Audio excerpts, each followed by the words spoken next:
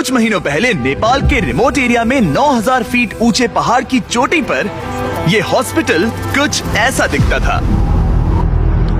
इतनी दूर रहने की वजह से इस कम्युनिटी में बिजली नहीं है, मतलब स्थानीय डॉक्टर्स अच्छे मेडिकल इक्विपमेंट तक नहीं पहुंच पाते और अक्सर उन्हें सिर्फ टॉर्च और बहुत ही बेसिक टूल्स का इस्तेमाल करके अंधेरे में सर्जरीज और कॉम्प्लेक्स मेडिकल प्रोसीजर्स परफॉर्म करनी पड़ती हैं। बेहतर देखभाल की जरूरत पड़ने पर एक बेहतर मेडिकल फैसिलिटी तक पहुँचने में घंटों लग सकते हैं। इन प्रॉब्लम्स की वजह से कई मौत और मिसकैरेजेस भी हुए हैं। तो हमारे long term partners give power, जिनके साथ हम अपने पिछले 3 फिलैंथ्रोपी वीडियोस में काम कर चुके हैं, उन्होंने डैन और डैरेन को इस समस्या का हल ढूंढने में मदद करने के लिए खोलोग्विन की यात्रा पर चलने को कहा, जहां उनका धूमधाम से स्वागत किया गया पृथ्वी पर सबसे खूबसूरत जगहों में से एक में।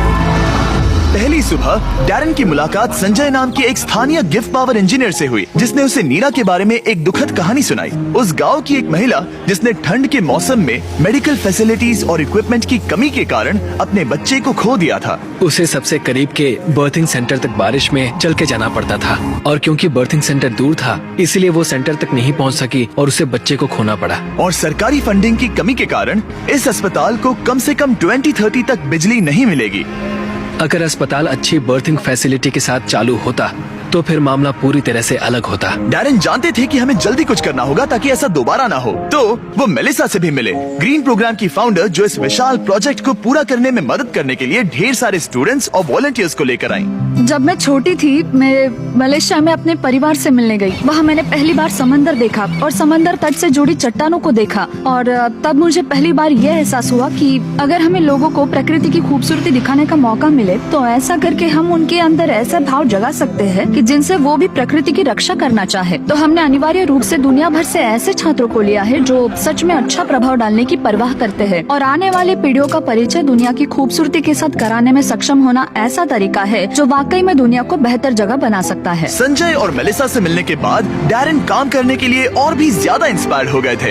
हम सोलर पैनल्स और बैटरीज लगा रहे थे ताकि अस्पताल को बिजली मिल सके। साथ ही इस कम्युनिटी की सेवा के लिए हम उन्हें इक्विपमेंट्स दे रहे थे, जिससे एक सेफ और मॉडर्न बर्थिंग सेंटर बन पाए। ठीक है, हम पहले दिन के लिए तैयार हैं। 3, 2, 1 फिलैंथ्रोपी। टीम काम पर लगने के लिए बेहद एक्साइटेड। ये कंप्लीट करने के बाद हम